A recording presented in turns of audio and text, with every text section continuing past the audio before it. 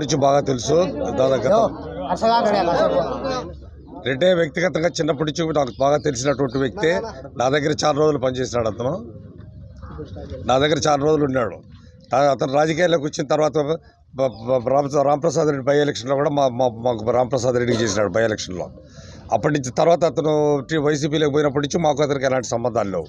కానీ ఈ మధ్య మేము మా పార్టీ వచ్చిన తర్వాత మా రాంప్రసాద్ రెడ్డి గారు ఎమ్మెల్యే అయిన తర్వాత మళ్ళీ వస్తారని నాకు 3-4 సార్లు రెడ్డి ఫోన్ చేయడం కూడా జరిగింది, మా పార్టీలోకి వస్తామని.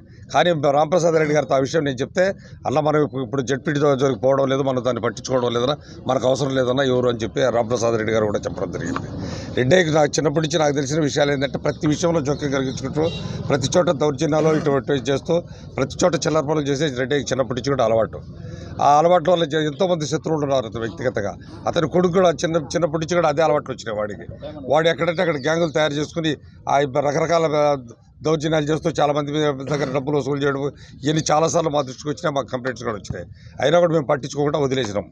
కానీ ఈ రోజు ఏదో నిన్న రాత్రి జరిగిన ఇన్సిడెంట్ కూడా 100% వాడి వ్యక్తిగత సమస్య తప్ప రాజకీయ కక్ష కానే కాదు, రాజకీయంతో జరిగినది కాదు, మా పార్టీకి సంబంధం లేదు.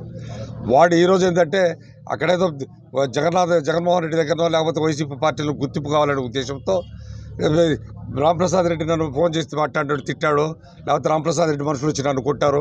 రాంప్రసాద్ రెడ్డి నిన్ను కొట్టాల్సినటువంటి అవసరం ఉంది. రాంప్రసాద్ రెడ్డి స్థాయి ఏంటి, నీ స్థాయి ఏంటి? రాంప్రసాద్ రెడ్డికి నీకేమైనా వ్యక్తిగత కక్షలు ఉన్నాయా? రాంప్రసాద్ రెడ్డి నువ్వు ఏదో ధిక్కరించినావా? రాంప్రసాద్ రెడ్డి గురించి చెడ్డగా మాట్లాడినావా? ఏమీ లేనప్పుడు రాంప్రసాద్ రెడ్డి ఎందుకు పట్టించుకుంటాడు నిన్ను? అనవసరంగా గుర్తింపు కోసం పరిపాలన మాటలు మాట్లాడడం మంచిది కాదు. ఈరోజు మన శ్రీకాంత్ రెడ్డి గారు పోయి దయాలకు వేదాలు వర్ణించినట్లు ఆయన పెద్ద గొప్ప లీడర్ అయినట్లు ఆయన ఏదో చాలా గొప్పవాడు అనుకుని పడబోయి చెప్తున్నాడు. కొత్త మా పార్టీ వాళ్ళంతా గంజా బ్యాచ్ ఉంది, ఈ క్రికెట్ బుకే బ్యాచ్ ఇవన్నీ నీ పార్టీలోనే అయినా జరిగిన. లక్కిడిపల్లి ఎంతోమంది క్రికెట్ బుకింగ్లు ఆడి ఎంతోమంది లక్షలు సంపాదించుకునే వాళ్ళు ఉంటారు. గంజా బ్యాచ్ నీ లక్కిడిపల్లి ఎంతోమంది తయారు చేసినావు, ఎంతోమందితో దౌర్జన్యాలు చేయించినావు, ఎంతోమందిని కొట్టించినటువంటి సంస్కృతి శ్రీకాంత్ రెడ్డి గారిది, వైసీపీ వాళ్ళది. ఇవన్నీ వ్యక్తిగతంగా వాళ్ళే పెట్టుకుని వాళ్ళేదో గుర్తింపు కోసం మమ్మల్ని విమర్శించి చాలా తప్పని చెప్పి నేను సభాముఖంగా వాళ్ళకి చెప్తాను పత్రికా.